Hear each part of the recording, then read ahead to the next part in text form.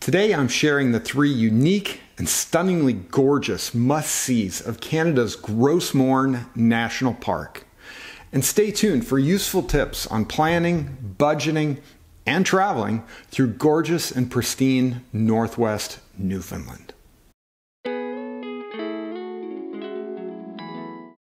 Newfoundland has tons of stuff to see and do, but it is huge.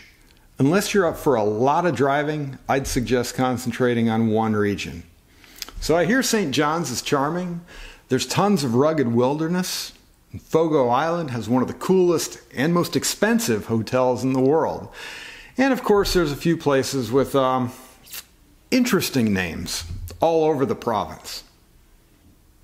However, in this video, we're going to focus on what drew me to Newfoundland, and that's Gros Morne National Park on the island's northwest coast. So a quick teachable moment. We had no immediate plans to go to Newfoundland, but happened to have a 4-day weekend coming up. So I started looking for places to go on Google Flights, and the tiny airport of Deer Lake in western Newfoundland showed up with a non-stop round-trip fare from Toronto of 229 Canadian dollars per person.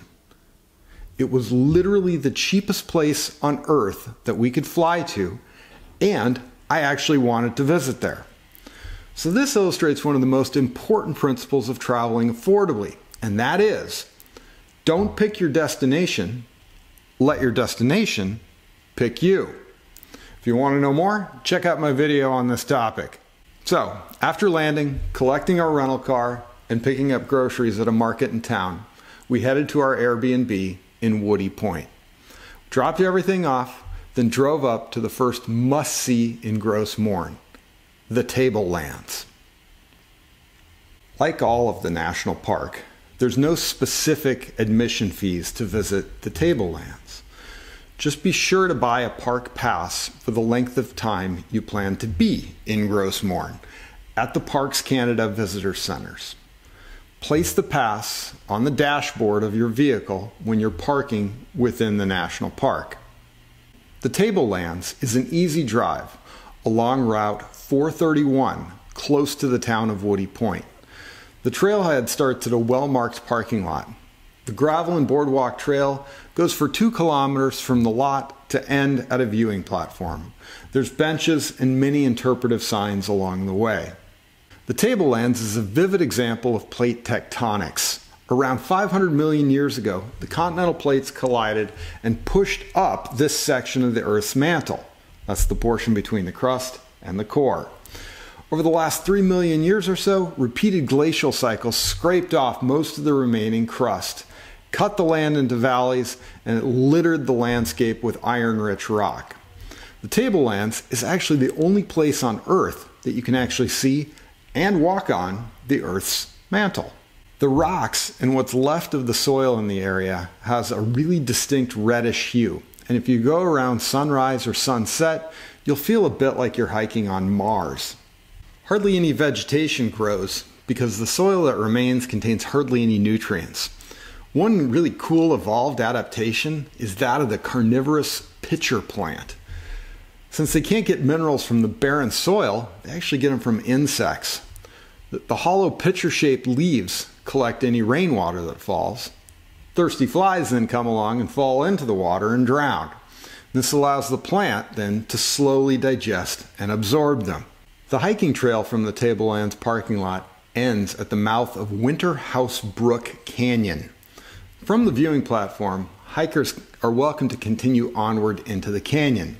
Since our visit was just a bit before sunset, we only went an additional 20 minutes or so into the canyon. It was easy hiking despite the lack of any established trail. So be mindful of the fact that there's zero cover from sun or weather, and you'll be exposed to the elements. So be prepared if you continue beyond the end of the trail. Because of the otherworldly colors and the lack of cover from the sun, I'd suggest the best time to visit the Tablelands would be the very photogenic magic hour, just following sunrise or immediately preceding sunset. The number 2 must-see of Gros Morne National Park is the premier day hike in the park, and that is the Gros Morne Mountain Trail. Now for this video, I'm giving an abbreviated version of the hike.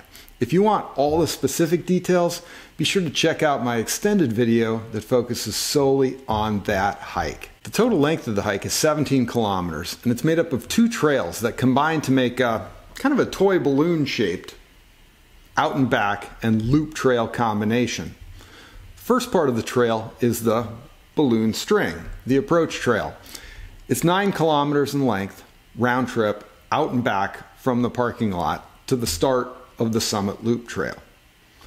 It gains an elevation of about 400 meters, and it should take most people about 2 to 3 hours to complete. The trail is well maintained and wouldn't pose a serious challenge to a reasonably fit and prepared hiker. The approach trail ends at a viewing platform near the foot of Gros Morne Mountain. If you haven't reached this point by at least 5 or 6 hours before sunset and aren't well prepared, well then turn around here. Going forward will commit you to a trail that's difficult and dangerous to turn back from. A few hundred meters past the platform, you'll cross a boardwalk by a pond and shortly thereafter reach a yellow final warning sign where the balloon part, the Summit Loop Trail, begins and ends. Summit Trail is 8 kilometers with a 500 meter elevation gain. You must complete it in a clockwise direction by going straight up the rockfall. The rockfall goes up a chute for almost all of the elevation gain. And don't forget to turn around once in a while to take in the incredible views of the park. At the top of the rockfall, the trail levels out and soon you'll reach the top. A sign marks the summit, but don't spend long here.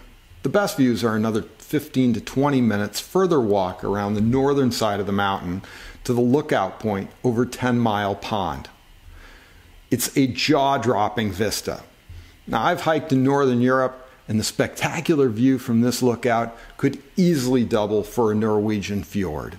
From the lookout, the trail wraps back around the mountain until you complete the loop at the warning sign and then head back down the balloon string, the approach trail, to reach the parking lot.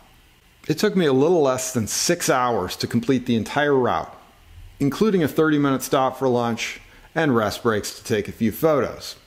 Unless you're a trail runner or an exceptionally slow hiker, Parks Canada's estimate of 6 to 8 hours to complete the entire circuit, I think, is realistic for most visitors.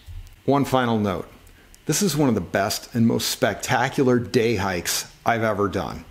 It's on par with places I've seen in Germany, Austria, or even Norway. And if you're physically up for the multiple challenges this hike offers, the Gros Morne Mountain Trail is an absolute must-do. The third and final must-do activity in the national park is the boat tour of the western Brook Pond. The first 2 hikes I mentioned, you could just show up and do anytime you choose. But with the boat tour, you actually need to plan ahead and make reservations in advance.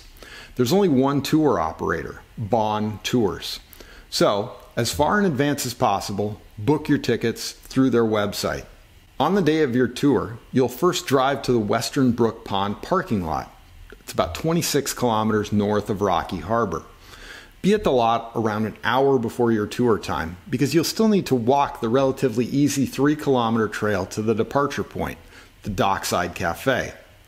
This last season, they offered golf cart shuttles from the parking lot to the Dockside Cafe for those with mobility issues for an additional $10 Canadian cash only per person. You might check in advance to make sure that they're going to continue doing this upcoming season. The Dockside Cafe is a small gift shop and a cafe where you'll collect your boarding passes. If you brought your dog along, it also has a few kennels for you to leave them since they're not allowed on the tour boats. The boat we rode on had an open upper deck with seats, and the lower deck had both an interior cabin and exterior covered seating. Throughout the cruise though, I found myself continually moving around the boat in order to see the lovely changing scenery. The whole cruise lasts about 2 hours and goes the entire length of the western Brook Pond. There's a guide narrating, pointing out features, and telling entertaining stories through much of the journey. It's an absolutely spectacular journey, waterfalls, towering cliffs, and scenery like nowhere else you've seen in North America. So there you have it. Although the whole park is gorgeous and well worth a visit, the three must-dos in Gros Morne National Park are the Tablelands, hiking the Gros Morne Mountain Trail, and doing the Western Brook Pond cruise. All of them are unmissable. So, just a few pointers for traveling in this region. The weather changes really fast, so try to be prepared for every season. Avoid driving at night. There's a huge moose population, and hitting one of these will seriously mess up you and your vehicle. Especially if you come outside of high season, stock up on groceries in Deer Lake. There are very few restaurants and markets in the areas outside the park. We did most of our food shopping at Coleman's in Deer Lake, and we were able to find pretty much everything we needed there. Although we splurged and got a really cute Airbnb on the water, there's a large variety of accommodation for every budget, from basic campgrounds on up. But be sure to book ahead in high season. This is a very popular place. Finally, an awesome bonus. Newfoundland actually has its very own time zone, NST, okay, which is an hour and a half ahead of the Eastern time zone in the Eastern United States and Canada. Hey, thanks for tuning in. As a novice YouTuber, a like and subscribe really helps me out. I'd love to hear your questions, comments, and suggestions.